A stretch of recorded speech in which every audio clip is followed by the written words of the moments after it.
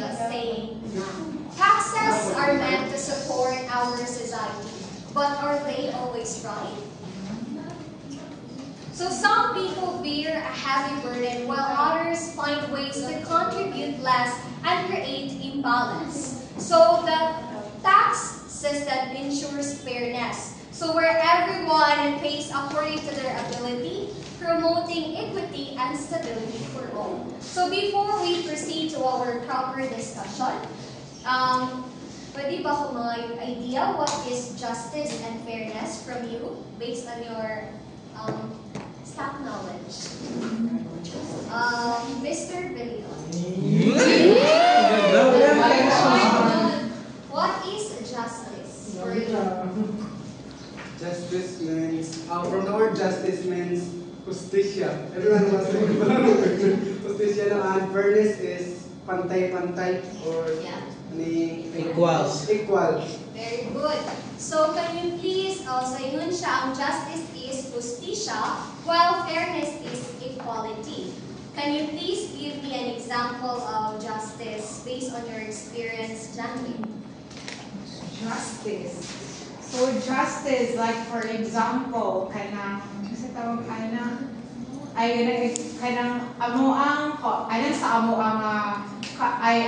among barangay is, di ba, anang sa ayuda is so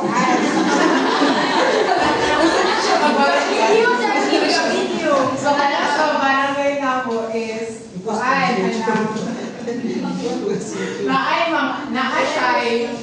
basta na ato mo ang silingan is kanang hubog siya, and at the same time kanang mamahubog siya is lain ba siya kaayo ug nilimo kayo, and then iyang anak is gilabdan atong ano ba mura ba gibinuangan at yung pagkadog ilong. So mura man siya og kanang alam na nakainom siya, so wala, out of control ka yung actions. So dito niya iyang gitigbas and kanang gamay na nanggabitay sa limo. Yes, namatay good siya, and at the atong laki is nakulong siya, so na-motivate ako na justice will prevail.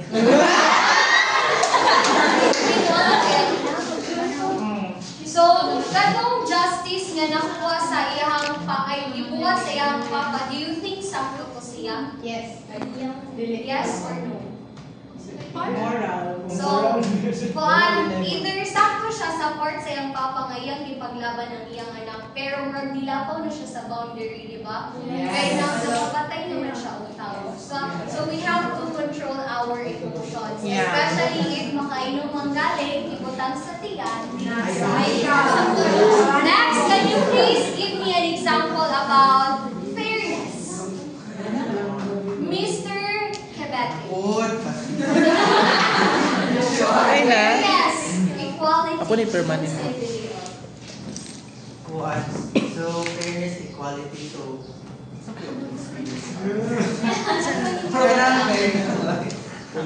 kanang kuan nang bisan ko regardless of what religion, kung asa ka nga religion, what your skin color or kung sa imong race, you deserve to treat equally. Kanang for example, kanang naay ayuda, wala ko tayo dapat pinili, dili kay marang relatives. Sure na. Diba? Bisan og ikaw ang ipalista, dapat i-treat nimo ang tanan fairly. Get that. Very good. So, thank you so much, Mr. Jacqueline and Sister Cabete, for that sample. So, all your examples are correct. So, it relates to justice and fairness. So, when we say justice, it focuses on applying laws and principles, which means, imong gihatag sa usa ka tawo kung sa iyang deserve na people receive what they deserve, whether it's punishment or protection. While on the other hand, when you say fairness, it emphasizes the equal treatment and impartiality. So ensuring that everyone is given, or individuals is given, same opportunities without bias. So for example, katong giingon mo dyan with sa justice, might mean that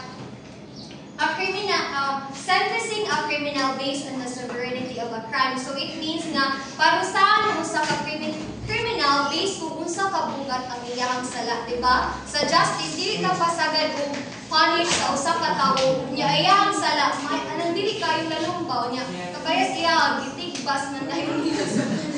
Dili siya murag makatarungan, we can punish a person.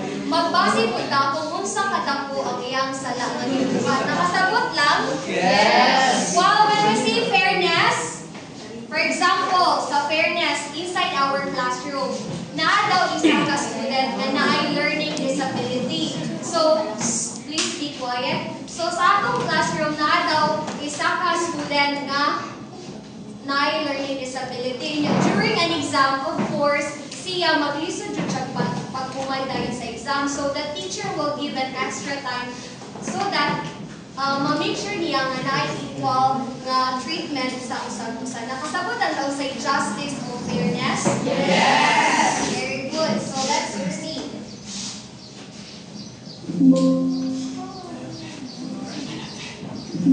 Ronald? So kindly read the alternatives, everyone. After studying this module, you should be able to make use of justice and fairness, critique justice and fairness, and to articulate what is justice and fairness are. So, after this lesson, we will going to identify what is justice and fairness in terms of taxation.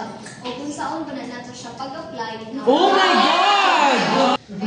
Galing Juan, justice is an action.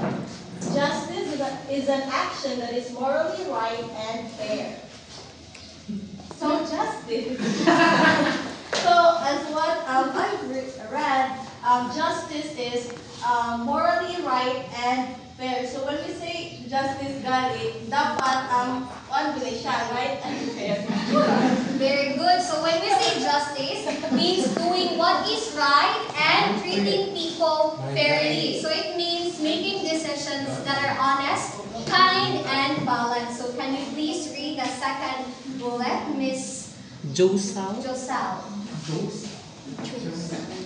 It is an outcome that is fair, ethical, and moral, in which reason and the commonly accepted law, both natural and civil, was applied wisely.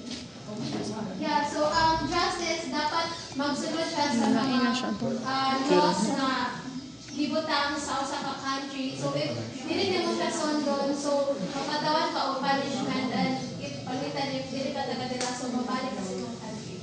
Okay, very good. So let's break down the simple terms. So when we say fairness, treating everyone equally and giving them what they deserve. For example, here in our classroom, everyone. So naay-duwa ka students nga nag-work hard and they got the same score. So they should be rewarded equally. Kasabot lang daw sa fairness. Yes! So dapat kung unsay nakuha sa duwa ka estudyante, dili mo labaw kung isa, di ba? Kung unsay iyang reward sa isa, dapat same po sa ikas. Nakasabot lang ka? Yes! And the second one is morality, doing what is right based on values and ethics. For example, our teacher notices a struggling student. So, for example, si Teacher Elaine, nakakita daw siya sa iyang mga estudyante nga nagkalisod, especially sa LTS class. So, instead of ignoring that child, she gave an extra help to show kindness and responsibility. That is an example of morality. Nakasagot lang ta? Yes. And last is wisdom in applying laws. So, making smart decisions to ensure justice benefits everyone. So, say pasabot aning making smart decisions to ensure justice benefits everyone. For example, na sa court, then ako daw ang judge. So, kani siya is muna siya kuan duwa man nakaside sa duwa ka side. So, as a judge, you need to listen of the sige, manimatik sa ta. Manimati ang judge sa both side before deciding kung kinsa gud ang responsible sa usa ka accident. Nakasabot lang ta? Yes. So muna siya gipasabot og justice as a law. Next, let's move on to princess.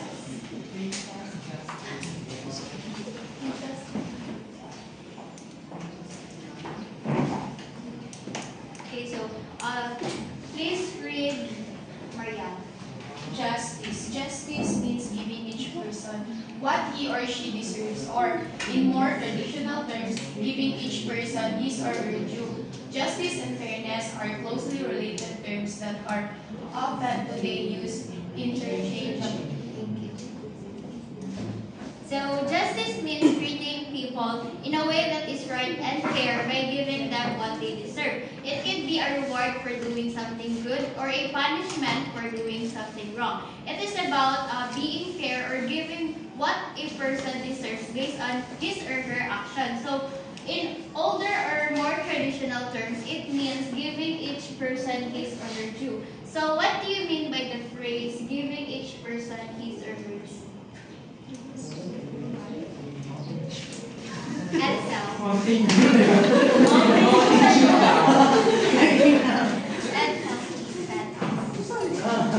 Kanang giving each person his. Kanang Sige pala. So giving each person his or her due. Ako ang thoughts is meron siya karabagalit for example, if naay nakasala magalit sa nakasala or for example in a scenario nga for example naay ko naman naguyap din nako yung nakitabo nila then ang laki is dili daw niya panagutan sa bayi. So kung we're giving each other person his or due, dapat is na siya justice ng bayi nga dapat panagutan sa laki. So murag ka na pagaling niyang kitagaan o ka na pagaling unsay deserve sa laki isilaw ko ilang buhat at pagulong sa laki murag naay nag-make na nagaling. Thank you, Rona. So naka-idea, Rosemary. When it's giving each person Good morning. O ano siya sa main sister Jen?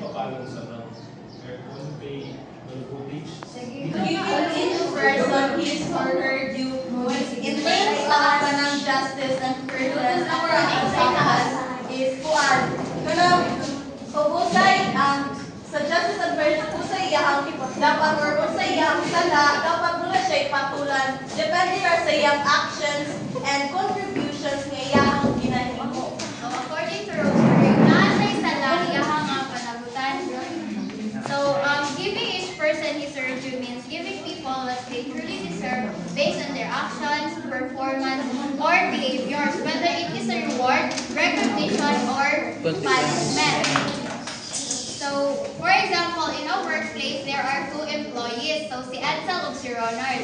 So, si Ronald, he works hard or meets the deadlines and helps the company to prosper and grow. Whereas si Edsel, he is very lazy and often skips work and does not help the company to succeed. So, if the manager gives a Ronald a praise, a recognition, or a promotion, and Edsel receives a warning or a punishment, then that is giving each person his or her due. Ug unsay imuhang nabuhat, na kay madawat in return.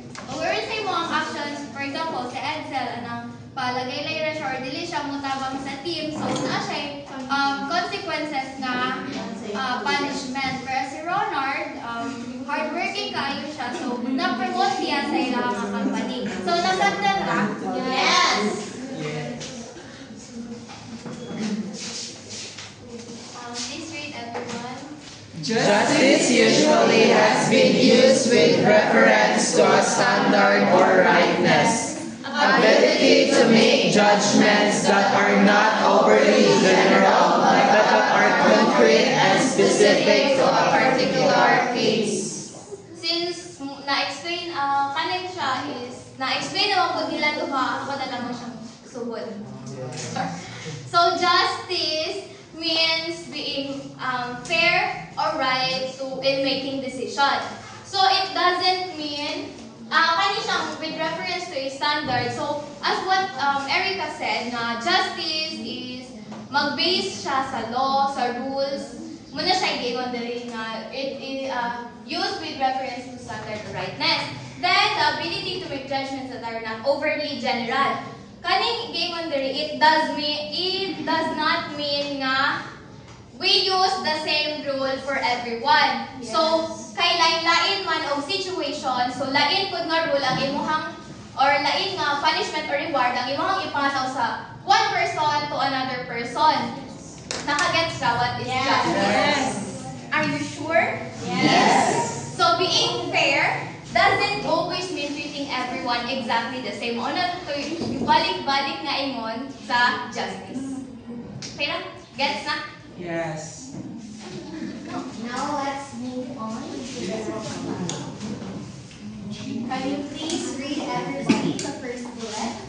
Used to evaluate not only the actions of individuals, but also social, legal, political, and economic practices and institutions. So what does it mean? Miss Saka. Yes, and economic practices and institutions. Pwede mo call a friend? Oh my God. Ako? Say mo yung judge ha? Mga yung justice ko. Ganang koan. So, ang justice is, dili siya, like sa, bukod sa yato ang action, but also, ang justice is not only sa action nato, but also sa social, legal, political, and economic practices and institutions. Very good, that's right. So when we say justice, it evaluates actions, systems, and institutions. So justice isn't just about individuals. Dili lang siya kabayan natong mga tao. It applies to laws, governments, and organizations. So for example, ang atong country nag-implement na silang laws in order for the employees to protect the employees or workers from unfair treatment. So ang mga companies dapat musunod na sila sa mga ethical labor practices. So ano ang importante nga ang even institutions or organizations magsunod sa ethical nga mga practices na implemented by our government.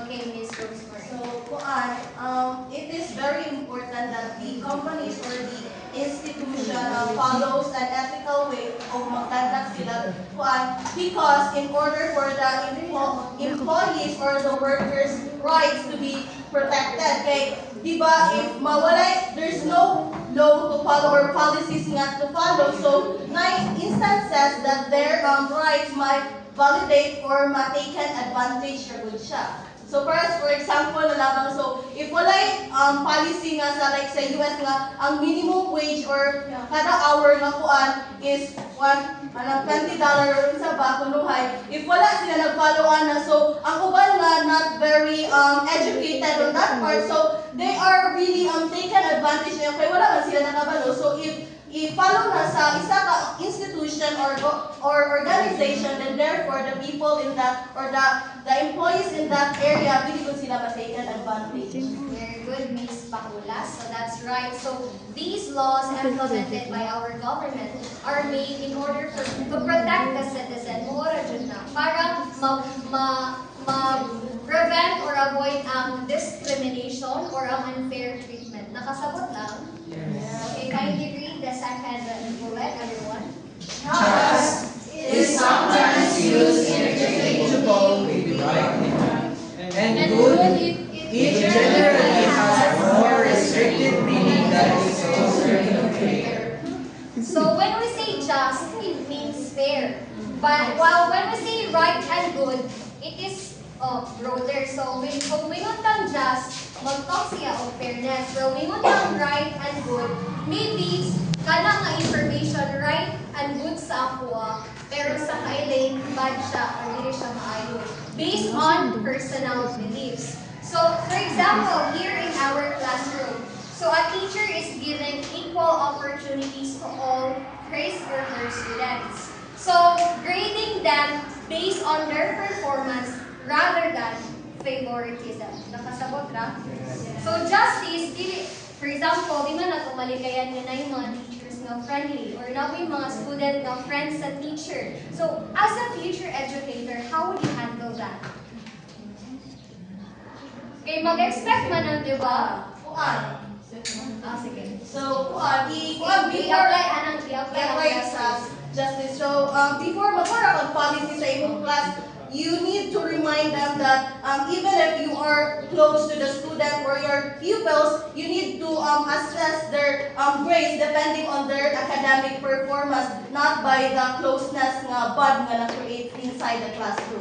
Very good. So, dapat na limitation ang tanan. You can be friendly, pero sa gawas, pero sa sunod, dapat you need to do your responsibility as a future educator. Because I know, maka-experience yung taani in the near future. It never atong ipadayon ang education. Understood? Okay, let's move on to the next one.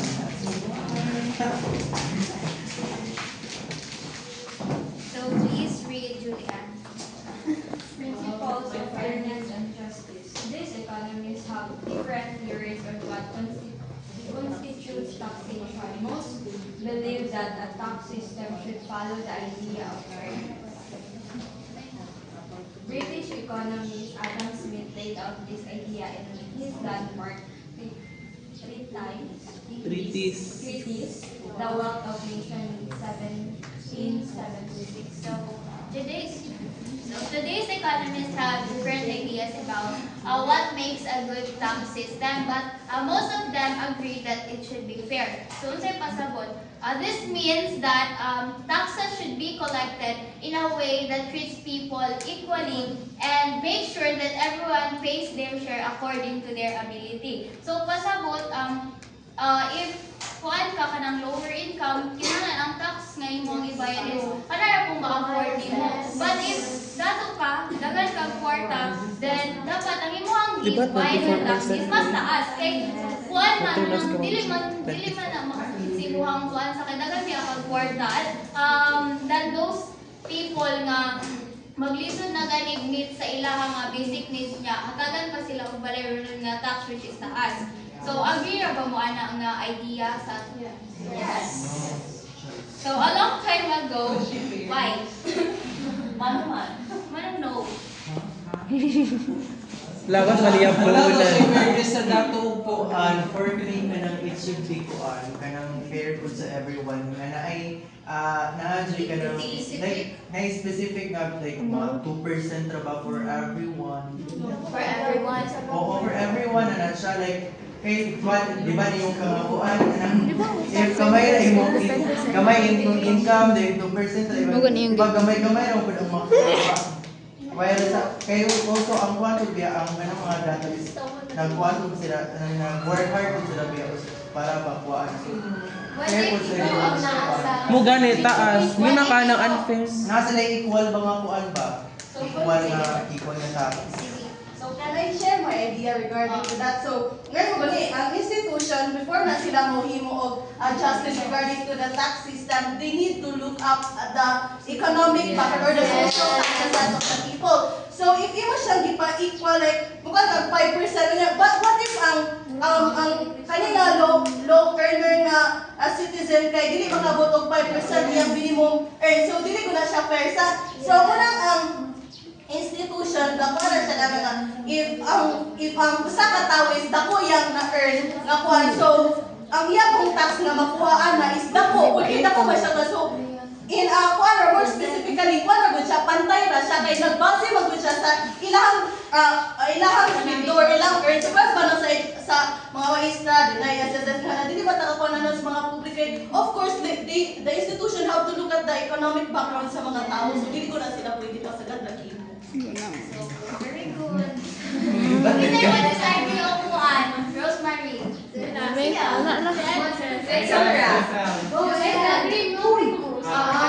Disagree mo. Rosemary.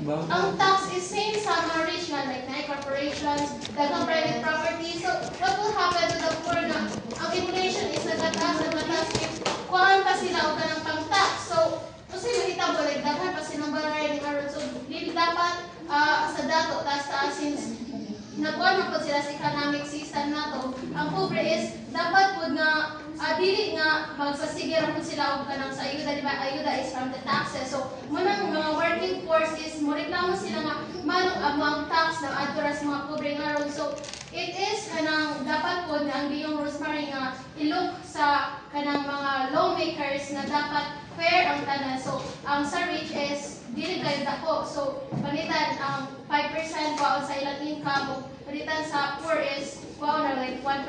So, it is for me nga. What? Dang, nakoy ko. So, go. So, according sa research kay 3% tax imposed on the gross sales or receipts of the business or professional practice. So, there's equity there na 3% ra. Pero the difference is, ang mga dato is lahi man sila income. Yes. So, mas dako good ang ilahang tax na mabayad compare sa pobre nga, for example, 30K ilaha, 3K ra ang sa mga bourgeoisie, inana. So, ang 30K, pila may 3%, and pila may 3% po ng 3K. So, inana. So, there's equity there. Depende na dyan sa sweldo sa So, nga na, so yun ang mga kuan, kanang mas maapektuhan dyan ang mga kuan, mga walay kaya. So, for me, dili ko na siya maapektuhan if ever na ay good governance ng ato ang sa country. Kay kung ang mga tax nga ato ang gibayad, if ever di-paid back po nila og maayo sa ato ang community, there's a case na pwede na mas matabangan ang ato ang kuan sa mga ma-include diba? Kulang man po tayo, like dagan man po tayo corruption is kuan man po. Ang uban po is kanang medyo naglisod ba kay wala kayo tayo kanang good governance po tayo. So, thank you for sharing your insights or ideas. So, kanang if mag-collect of taxes, kinahanglan according to Rosemary, kinahanglan tanawon sa ugod ang economic status sa usa ka family before ka mo charge og taas ba or low nga tax. So, nasabtan ra? Yes, nakuha siya na siya Republic Act na nag-support which is Republic Act number 109/63 or the Trade Law, which is shows that richer individuals pay higher income taxes. So, para sa kanang matugis-gutan ron is a type of tax system which will be discussed thoroughly or after as long as we go along with our discussion today. So, next. Ready to na? Yes! So, please read everyone. The chief justification of taxation rests on the principle of justice, particularly distributive justice. The distribution of burdens in taxation requires proportionate equality and proportionate equalities. It's not necessarily an equal share of bearing the burden of taxes. Before I explain this, kanang katong sa idea ng EDSEL is kanang dili ko siya i-disregard because it really happens sa other country. It depends on the country Mongol. Depende sa country of unsa ka type of tax system ilang gi-implement. So, ma-discuss pa na siya later. Then, so, chief justification of taxation rests on the principle of. So, kaning sa first principle, the distributive justice, this means that there is a fair distribution of society's benefits and burdens. Unsay pasabot na ako sa benefits and burdens. So, sa burdens, usa ta. So, ang burdens, di ba, kabalo man ta tanan tagabayad og tax. Yes. Even kita, nga wala pa tayo trabaho, gabayad og tax. Pagpalit pa lang taan naman sa nina, bisag sa inyong pamilya, na naman siya tax. Then, as for the benefits, di ba, ang mga taxes, gigamit siya sa government nato para mag-build kanang mga buildings, facilities, or any services, which is fairly distributed among everyone. So, tanan punta, nakapakinabang atong mga services. So, gets ka? Yes. Ang first principle. So, the second principle is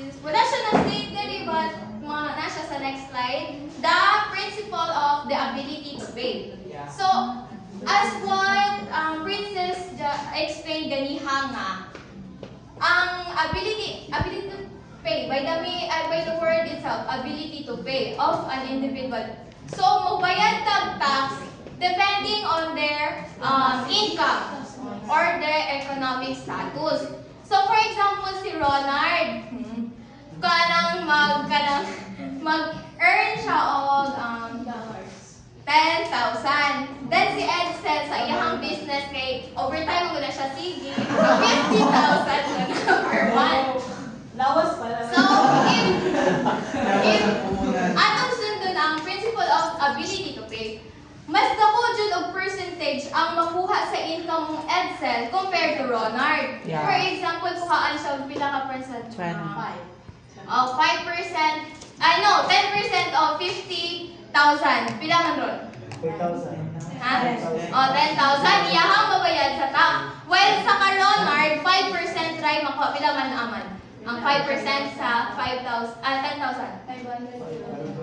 So, ha? 10,000. Pila may 5% aron? 10,500. 5,000. 500. So, since mas low man ang income ng Ronald compared sa ka-Edsel, so mas lower po ang iyahang percentage na mabayad. Kay, if i-follow nato ang principles of ability to pay. Nakasagot ra ba? Yes. Nakuha ra? Yes. Next, please read everybody. Foundation of fairness and justice theory is the ability to pay principle which determines whether the burden of tax is distributed fairly.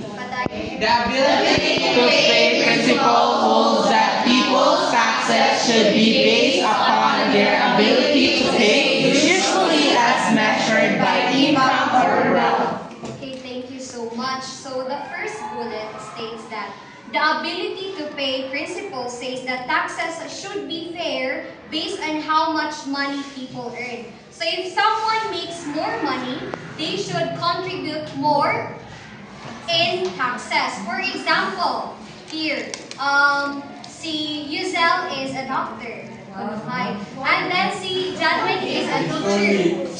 Sa teacher. So, of course, as we all know, mas dako ang Sweldo sa doctor compared sa teacher. So, if a doctor earns more than a teacher, the doctor will pay higher taxes because they have greater ability to pay. Muna siya ipasabot ang first bullet. Nakasabot lang? Yes. Sa next bullet is taxes should be based on person's income and wealth. So, unsa imong panginabuhian, kung unsa imong profession, magbase kung unsa pod ang imong pagbayad sa tax. Those who have more should contribute more to support public services. Did you know nga, ang ato ang mga kwarta nga gibayad sa taxes muna siya gigamit sa government para sa mga Yes. But it is very hard for us because we are living in a corrupt So, makaingon na dyan nga sayang siya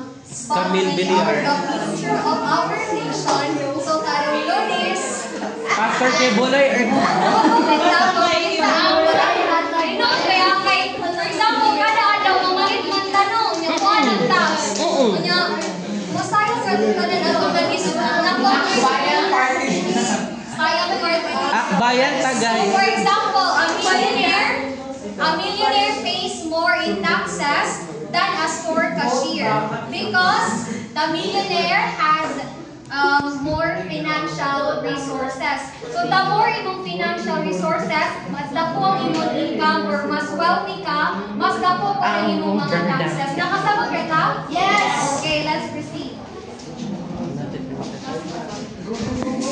So as Ano, a vertical? requirement of the ability to pay principle is vertical equity. The idea that the tax system should distribute the burden fairly across people with different abilities to pay. So di ba gibalik-balik na? So sa Sige na, next slide. vertical equity says that the tax system should be fair by making people with higher income pays more than those people who earn less. So for example, nag-earn ko og 1 million a year. Wow! Dayon si Alex is 500k. So ang ako ibayad for tax is, for example, 25%. Then kay Elaine is 5% since more low income man iyahang ang sa iyahang household. So sa vertical, ay actually duwa ni siya vertical o horizontal, pero ang horizontal is not a principle of fairness and justice, pero ako nag-discuss na siya. So sa vertical ay sa horizontal equity, horizontal, so meaning to say fair ang tanan. So regardless of unsay imong income, poor ka or rich, fair ra gud ang tax nga gihatag, which burdens those who earns less, no? Kay kuan man, if same ang tax nga imong nga bayaran, magunsa na lang tong mga uban nga dili pa gani sapat ang ilang kita everyday sa ilang kuan daily needs or basic needs. So nasabtan na? Yes. So tax system, mao na to siya akong giingon nga katong example of Edsel o ni Rosemary is kanang pareha sila, it depends ra sa country. Ha? O lagi.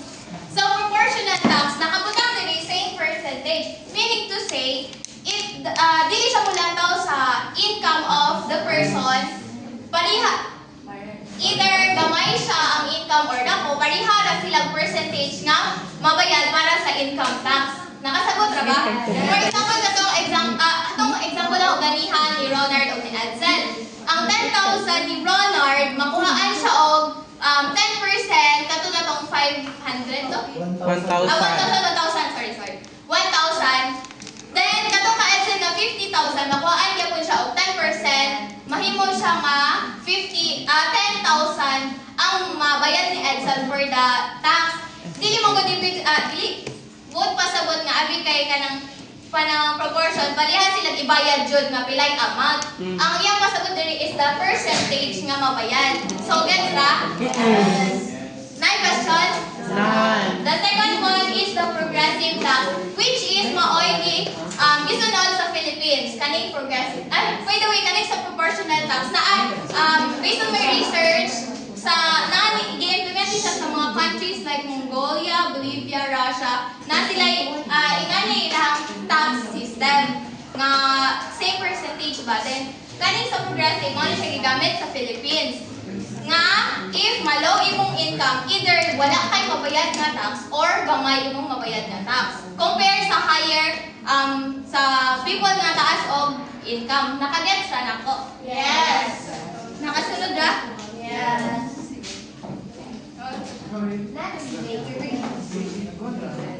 So kaning tax system are regressive tax. So this means that lower income individuals pay a larger fraction of their earnings compared to a higher income individuals. For example, imagine EJ. Si EJ daw, imagine a sales tax on basic necessities like rice. So si EJ o si Earl.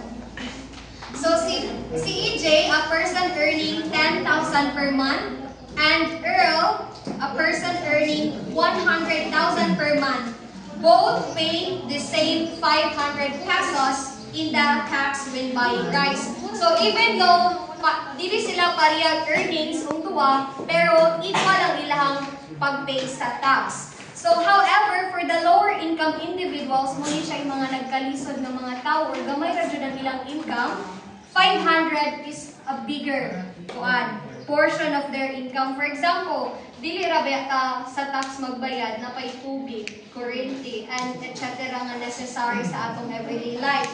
So compared to a higher income individual, making tax more burdensome for them. So it is very important na kita karon ato nang i-visualize ang atong future. Sana all. So Visualize na rin yung bilog na.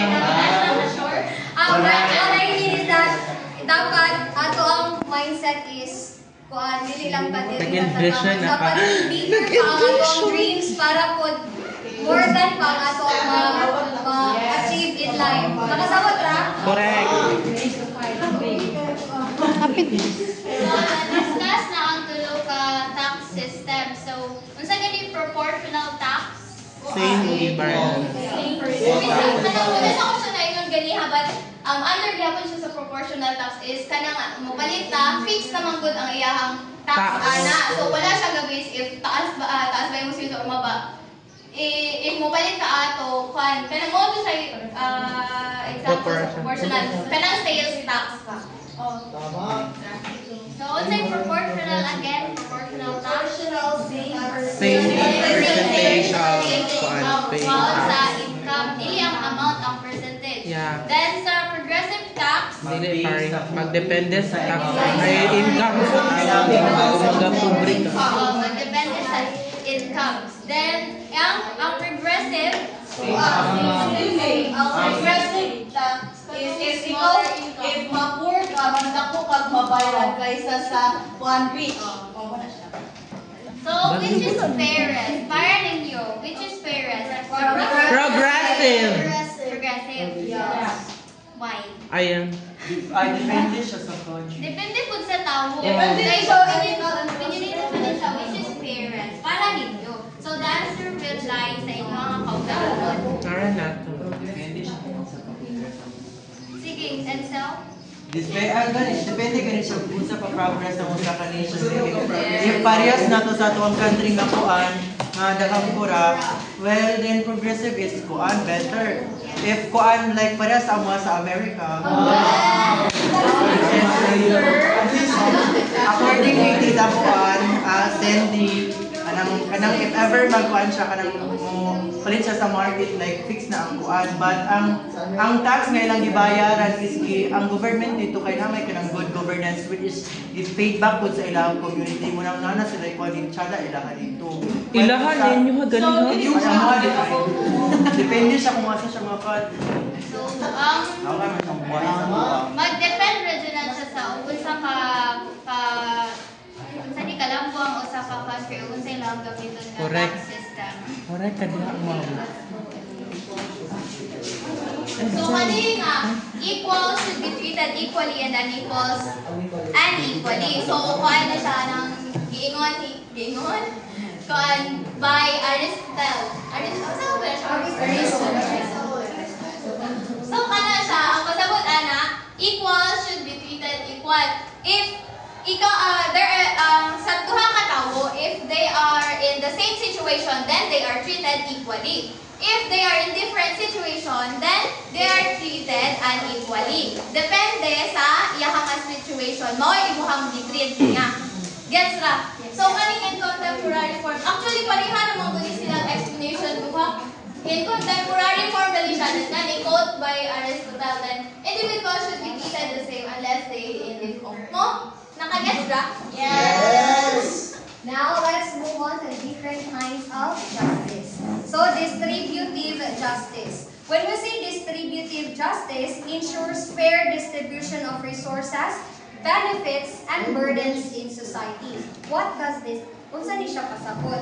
So, karon sa atong Philippines, we are having one man sa free education to all. So, ang distributive justice naatay free education for all, regardless of our financial background. Just like here in our university. Diba sa Norso, wala man ga-base kung unsang imong financial background. Kita tanaan na equal opportunity nga maka-enter sa Norso. But kailangan po mga process like interviews, entrance exam. So, let's take this as an opportunity, diba? Kaya not everyone can enter Norso, diba? So, muna siya yung distributive justice. Kana bang equal treatment regardless of your financial background. When we say retributive or corrective justice focuses on punishment of wrongdoing. So, pasabot ni siya, if a person who commits theft is sentenced to community service or jail based on the severity of the crime. Pasabot aning retributive corrective justice. Kung unsa ang sala nga gibuhat sa usa ka tawo, magdepende pod ang iyang punishment. Just like sa gingon ng John kaniya, Diba? So, dapat we are aware of our actions o dapat kabalo po tag unsay i-punish sa usa ka tawo dili ra po ta katong manubra na niya iyahang sala kung gamay ra. So, dapat mag-base po ta sa law when we are doing kanang mga mag-punish ng mga tao. Next! Usa anak ka time na. So the compensatory justice from the word itself compensate. So it means that when someone is harmed or injured by another person, the wrongdoer should take responsibility for what was lost or damaged. For example, si Edsel nakabangga o car. Then si Edsel kinahanglan sa compensatory justice, kinahanglan bayaran niya ang repair pagpa-repair sa car nga iyahang nabangga. Then another example is si Edsel nang daot kuno sa laing tao nga nakaharm sa reputation ato nga tawuhan. Pwede siya, di ba pwede na lang siya kasuhan na then maabot na og suffer court case. Nasabtan ra? Yes. Bitaw? Yes, ate ko. So if basahan na to siya, ang meaning sa fairness of justice is almost the same ra jud siya. Pero ang justice is mag-base siya more on sa law. Dahil kaning sa fairness, but it is not biased or based on personal feelings. So if you really dig deeper kanang depth meaning aning fairness, makalibog siya o pwede mo siya mabaylo sa justice. Ngano? Because pariha atong ganiha katong ka Edsel o Kamaying, for sa stand ni Edsel, unfair sa higher nga income wager if pariha sila mas taas iyahang bayaran compared sa low income wager because mao man ay iyahang kuan ang panglantaw sa fairness. When sa iyaha fair ra to niya kay kuan man kanang depende ang fairness man God, it depends on the person. So kanang sa iyaha fair pero para niya unfair. Nakuha ra kung magpasagot. Sure? Questions? Wala ra? Last na ni guys. Hello, wala na. Reference. Tax avoid. Kani, each corporation should carry its fair share in taxation for each fiscal year. So every corporation should pay the correct amount of taxes each year to contribute to public services and government stability or economic stability. So dapat ang mga companies every year magbayad na sila insakto. It's because muna siya way para pud makasupport sa ato ang government project. So kuan gyapon like where siya give and take relationship kung unsa ang ato ang gibayad maka-benefits ra pud na nato. Pero if ang atong government gigamit po itong mga kwarta na atong gipangbayad in a good way, di ba? No? Yeah. Next, so business ethics in CSR. When we say CSR, it means corporate social responsibility. So dapat ang mga leaders o mga employees mo follow sila sa mga ethical values before engaging in community program. For example, kanang charity program. So a company committed to honesty and fairness ensures fair wages for employees before launching a charity program. So it is very important that when we are natay ganahan na i-build na program, business, or services, dapat kabalo po tagunsa ng mga ethical practices na gi-implement sa government in order to prevent unfair treatment, discrimination, and any accident that can harm other people. Thank you. Ako na lang din si Elaine last. Sure na?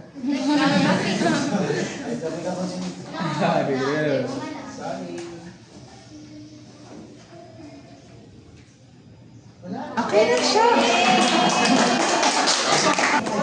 Tax evasion is the illegal non-payment or underpayment of taxes, usually by deliberately making false declaration. So, for example, ga-earn ko og 1 million a year, then ang ako nga report dito is kuan ra 600,000. Then ang the remaining 400,000 is ako ang gitaguan under another name. So mao na siya tax evasion. Kaya kung more siyang cheating. Kaya imo ang giingon dito sa authorities is dili mao naglay man ka. Nya ang kwarta nga dapat imong income is 1 million. Ang makaputang ra dito is 600,000. Nasabtan ra? Last, kanang tax avoidance. Parihan din siya pari-parihan sila sa tax evasion. But tax evasion is illegal. So pwede mo mapriso if inyo itong buhaton. While tax avoidance is mag-present ka o ng documents legally. So pwede siya buhaton para ma-lower or mahimo nga wala na kay bayaran nga tax. So ang tax avoidance is legal, but it can sometimes be seen as unfair. Yapon. Nakagets ra? Yes. So in conclusion guys, kanang justice and fairness, muna siya importante in order to promote morality